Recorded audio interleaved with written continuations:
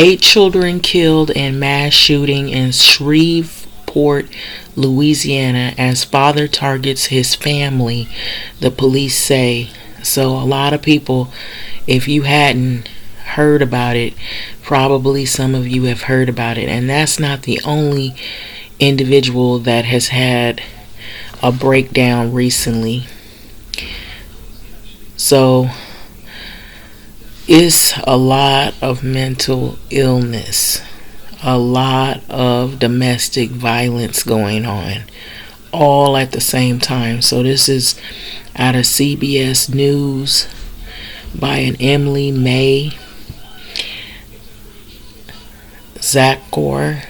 Or Zachor. I might be mispronouncing the name, but I was looking at the videos on YouTube and on TikTok and on some various social media sites where people are discussing their rage and frustration about this whole issue surrounded by who should we be focusing on. Should we be focusing on the man that did the shooting, which was the father, or should we be focusing on the woman and the women and the domestic violence that took place? And I'll say this here: whenever it's the black community and domestic violence, no one wants to hear about it. They don't want to talk about it. They want to act like it isn't happening. And I'm going to be honest and say that's why it took forever for those women who were victimized in that R. Kelly sex ring to get any type of justice. The same with the Diddy situation. Everybody rallies around and protects the males, because in the black community we're dealing with racism on all kind of levels, and now it's at an all-time high with this administration. There's a lot of stress, and if you're in a coupled up relationship and if it isn't really a good one, this administration, high gas prices, high food prices, there's a lot of eviction. I'm seeing for rent signs everywhere because we got ICE in these lower income communities and some other communities just ramping up. And it is not getting better. It is getting worse. So, yeah. I want to add some other things, but let's get into this article. A man, he killed 8 children, 7 of his own kids, and 1 of their cousins early Sunday in a mass shooting in Shreveport, Louisiana, officials said. So the shooter is also dead. After police, they pursued him and they exchanged fire. It was the nation's deadliest shooting in more than 2 years. So the children were killed in what police described as an execution-style shooting. So they included 5 girls, 3 boys ranging in the ages of 3 to 11 years old, the coroner office has confirmed. So according to the office, their mothers identified the children: Jayla Elkins, who was 3 years old; Shayla Elkins, 5; Kayla Puh, 6; Layla Puh, 7; Markaden Puh, 10; Shariah Snow, 11; Kedrion Snow, 6; and Braylon Snow, 5 years old. These were babies. Babies. So police identified the suspected shooter to CBS News as Shamar Elkins. He previously pleaded guilty to a weapon charge in 2019. So Elkins, he had served in the Louisiana Army National Guard from 2013 to 2020 as a signal support system specialist and fire support specialist, the U.S. Army confirmed. So 10 victims were struck by gunfire in all. Shreveport Police Department spokesperson Chris Bordellian said at a news conference. So the two women have been hospitalized with serious gunshot wounds and they are expected to survive it. So one of the women was the gunman's wife, according to the police, and one of them underwent surgery on Monday. So this was said by Shreveport City Councilwoman Tabitha Taylor. Taylor was among several local officials who underscored the dangers of domestic violence at a briefing on Monday, with another councilperson calling it an epidemic in their city. It is not just an epidemic in their city alone. I think it's been going on and it's in a lot of cities. And it's getting worse.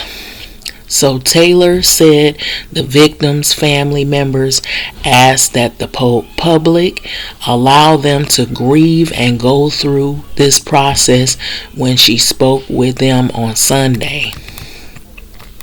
So this is a difficult process, the councilwoman said. And at this point, what they are trying to do is to wrap their mind around what occurred in the family. So how do they navigate through this? A relative told the Associated Press that the two women were the mothers of the man's children. So she said that he and his wife had been arguing about their separation and were due in court on Monday. So the incident began as a domestic dispute around 5 a.m. and the suspect first shot a woman in the face before going to the different nearby residences, where all 8 people who were killed were shot, according to the police. And they said he targeted them even as some tried to escape by crawling through a window and climbing onto the roof of the house, where one child was found dead. Police said a 13-year-old was injured when they jumped off the roof to escape, and the child is expected to recover. That kid is going to have a lot of trauma when they get out of their ordeal, come from out of the hospital. They're already going through the trauma. So they were seeing it, going through it, and no telling what those kids were witnessing before all of the shootings, and the ones that survive, what they're going to go through. It's going to really be difficult. They're going to need a lot of support and counseling.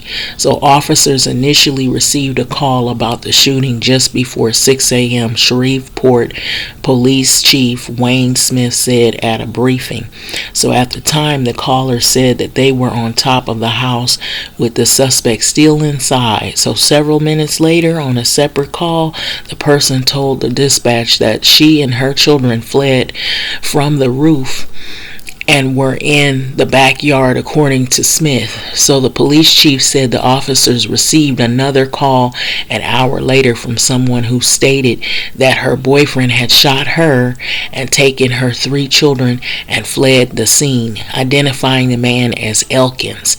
So you can see him pictured here, and you can see the house that most of the shootings took place. So it says Smith called the shooting one of the most challenging incidents his department has ever faced, one of the worst days that could have ever happened here in Shreveport, Louisiana.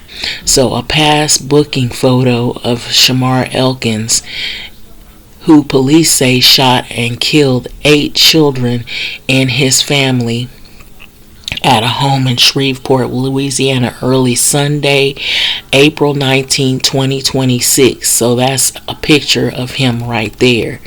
So Fred Montgomery, a neighbor who lives across the street from the home where the shooting took place, told CBS News that he hadn't seen any signs of the shooter that would do something like this. So the kids played in the yard every evening. Montgomery said yesterday evening he was sitting on the porch. I waved at him and he waved back. The children were in the yard, and then this morning we woke up to all of this.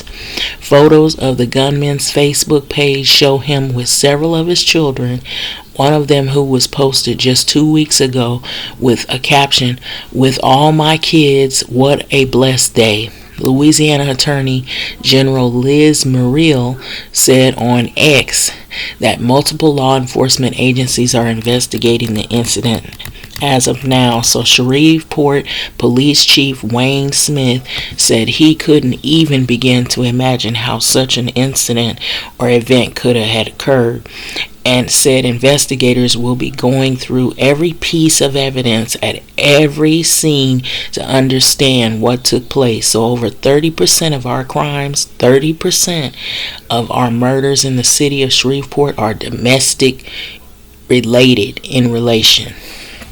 So now that the numbers has gone up, Shreveport Councilman Grayson Boucher said at a news conference Sunday afternoon, we more than doubled our homicide in the city of Shreveport, Louisiana because of one act of domestic violence. Officers responded to the shooting at 6 a.m. at the residence where the victims were shot, Shreveport police said. So the suspect fled, carjacked a vehicle at gunpoint nearby, was chased by police according to the department. Police said the suspect was killed after the exchange of gunfire with officers involved in that chase. So the shooter was acting on his own, police said, and they believed he used multiple weapons as officers recovered a handgun at the residence and a rifle-style handgun on the gunman's person. So Louisiana State Police said its detectives will investigate the circumstance around the suspect's death since it involved an officer. In a statement, the superintendent said investigators were working to process the scene and gather further information. Shreveport, Louisiana Mayor Tom Arsenault said the shooting affects the entire community. So this is tragic. The situation may be the worst tragic situation ever that have happened in the Shreveport area, he said, adding, we will all mourn for these families. Louisiana Governor Jeff Landry said on X that he and his wife Sharon are heartbroken over the situation and are praying for everyone affected, while Louisiana Senator Bill Cassidy said his heart is with the Balser Shreveport community as we mourn the incident or the innocent lives that have been lost. So I wish the surviving victims a complete and swift recovery, Cassidy said. So Balser Parish, neighboring Shreveport, is where the car chase had ended and the suspect was fatally shot by police. So House Speaker Mike Johnson, whose Louisiana district includes Shreveport, referred to it as a heartbreaking tragedy in an ex-post. So, and said that he was holding the victims and their family and loved ones and the Shreveport community close in the thoughts and prayers during the incredible, difficult time. So former Congresswoman Gabby Giffords, who started a gun violence prevention organization after she was severely wounded in a mass shooting in 2011, also released a statement that this is a devastating act of domestic gun violence, taking the lives of 8 children My heart is breaking for the families, the survivors, and everyone in Shreveport today. So Gifford said this. So all of us should be outraged that we live in a country that routinely subjects our kids to such unimaginable violence. And the White House was also monitoring the situation, and officials told CBS News. So that's pretty much the article. There's several articles that are floating around out there all over social media. People have been discussing it. It's really, really sad. And so I wanted to add that whenever people talk about domestic violence, they don't want to talk about it. They don't want to listen, especially when it involves the black community and black women getting killed. And I'm saying this because that's what happened with the R. Kelly situation, with the Diddy situation. Whenever it's women of color or black women, especially, it's like, oh, they're just complaining. Nothing's really wrong. There's all these red flags going off that it's a lot of trouble in those relationships. I've seen where people will be lifting up couples, talking about black love, but they're not talking about mental health and how to get counseling. And when people have mental illness or PTSD, or they have other issues going on in these relationships, they're accepting people with these mental illnesses, but nobody's getting counseling, nobody's getting help. And then when this happens, that's when discussions start. Once people get hurt or they're murdered or they're killed, it's too late to start acting like you're concerned when you should have been concerned all along, when people were telling you. Now, I did hear over the social media streets that this man had an incident that happened where he had almost shot at, I don't know if he shot through a crowd of kids. I'd have to read more about it, but I was hearing there was something about him that happened way before this happened, and they said he kind of like, they let him go. And they said there were signs way before all of this took place, but they ignored it.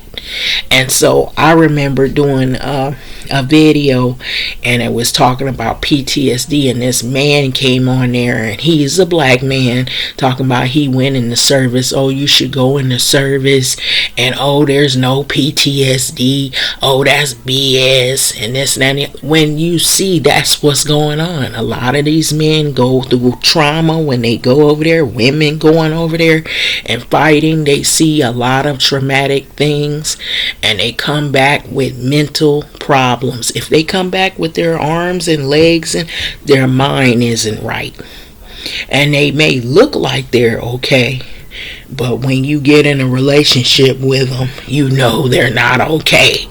And people don't want to talk about it and discuss it, and that's wrong.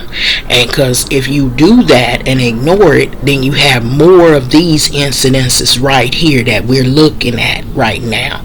And everybody acts so surprised, like they didn't know that this was going on. So somebody had to have seen some signs of some trouble way before this got to this point. So that's why people are angry, because they know that when people express how they feel about these things and how people need help, nobody wants to listen. And so when people get killed like this, innocent kids, now everybody wants to talk about it. So yeah, it is upsetting and it's enraging, because innocent children didn't have to die, but they did. And somebody saw something. They didn't want to say nothing because they want to see all these people coupled up. But you don't want to talk about what problems go on behind closed doors in those relationships. And people need to be honest. All these relationships ain't what they seem. They're not all roses and bubbles. They're not all good relationships. Just because one couple is doing okay don't mean the other 20 are all right. So let's just be honest here. So that's why those kids are not here, because people ignore the red flags. They knew that this couple was having problems, but when they hear a little arguing, they laugh about it. Oh, they just having some love trouble. It's just a lover spat. No, it's worse than that. And look what's happening right now. There's a lot of pressure on people to try to hold down jobs, to try to feed their family. Look at all them kids they had. So you can't tell me they wasn't going through something. And then you got people don't even have kids, can hardly even take care of themselves, can barely pay rent for their own self to live somewhere. So you don't think that they didn't go through something? There wasn't red flags? Yes, the heck they were. Yes, the hell they were. It's just people ignore it when it's black folks' trouble. They figure, oh, they all right. Ain't nothing wrong with them. So that's what happens. So innocent children end up dead because adults ignore the red flags and they don't take the domestic violence and mental illness serious. And so that's what you end up with. So when you see people getting with these individuals that got some kind of mental problem, and then you hear about a rape, or you hear about somebody molesting somebody, or somebody killing kids, or somebody harassing women. Now everybody want to see what's going on because there's some dead folks behind it. So I'm going to let this go, but I'm going to say this. I think it was just before the kids had started going back to school, there was a couple, and I can't think of the name of the couple, but this man in Atlanta, this Atlanta couple, I believe they were in Atlanta, if I'm not mistaken. It was on TikTok. The woman and the man, I guess they had been cheating us, having marital problems. So it's the way it started is he went to prison. He had a rep. The guy went to prison, and he must have had money. He knew everybody. He got in trouble, went to prison. So a friend of his was messing with his wife. His wife was successful. They had a house. They were on TikTok. She was joking around, joking on the video, and then at the end they said it was the last live they made. When that live ended, he had threatened, even on the video. This was on YouTube, it was on TikTok. He said he was going to kill her, and then he was going to take care of business. He killed her, he stabbed her. Then he got in his pickup truck, and he was near a gas station, and they said the video camera could show the footage of him leaving. The police, when they got over to his truck, they found him. He had killed himself, shot himself in the head with a gun. So this is a black couple that did this, and they were young. They weren't old either. They were a young black couple, and the girl had a house and everything with the man and everything. They looked like they was happy on the outside, but on the inside, that marriage was in a whole lot of trouble. And they was on TikTok. People was looking at the arguing. Nobody called the police until it was too late. Then the sister, I think she came out and started talking about how they had trouble in the relationship. They knew something was wrong. Why didn't they take it serious? That was femicide. And then there was some other situations that I have seen recently with black couples killing each other on the live, or either after they do the videos, they murder each other. And so people, you keep taking it like it's a joke. It is not a joke. And now this one, the reason why it's making people real angry, because there are children that were involved that died behind this. So when people don't listen, when people telling you that it's something wrong with somebody, and people, just because they look like they normal and they talking to you like they normal, that don't mean they normal. So you got to pay attention to what's really serious, because you might be one of these people that the police is trying to scoop up your body in the coroner. They trying to identify you because of what's going on, because nobody takes it serious. So that's why I'm upset, because I know I did some videos about domestic violence, and you get these videos of these men on here on the videos talking bad about black women, talking about how they hate them and all this kind of stuff. Those are signs right there too. Don't nobody want to be with nobody that's that hateful. And then you got women on here, they crazy. Some of them are crazy because if he doesn't hit me, he doesn't love me. Well, there's something wrong with you, sis, because if you like getting beat up and your jaw broken, then you got some kind of mental issue, something with trauma that you done seen in your life, and you think that violence in relationship is normal when it ain't. So your kids is watching that. He ain't just gonna attack you, he gonna kill them kids too. And when you involving kids, innocent children, and it ain't funny. It ain't a joke. So that's why this right here is making people angry, because they know that it was some signs of this before all this occurred right here, and people fail to go and involve. It don't mean you nosy, it mean you concerned, because you know something is wrong. So that's all I gotta say about that. But this ain't the only incidents that have happened. This is just the most tragic right here in recent, because it involved babies. So when we gonna see this again? Probably more of it, because people still think that this is, it ain't nothing. No, it ain't nothing. And then, too, you got some women, they want help, but they don't know how to ask for it because they're afraid for their kids, because the person done told them, if you say anything, I'm going to kill you and the kids. I worked in a domestic violence battered shelter with women, and they had kids, and then the father or the boyfriend threatens her and says they gonna kill the kids. So sometimes they don't know who to talk to. And when we got a bunch of people going around here with this patriarchy and masculinity attitude, like, we got this, and they don't look at it as mental illness and domestic violence, they look at it as, I'm just keeping my woman in line. There's something wrong with that. And it's been like that. They probably grew up in a household and they saw that and they thought it was normal, or something was wrong with them in current.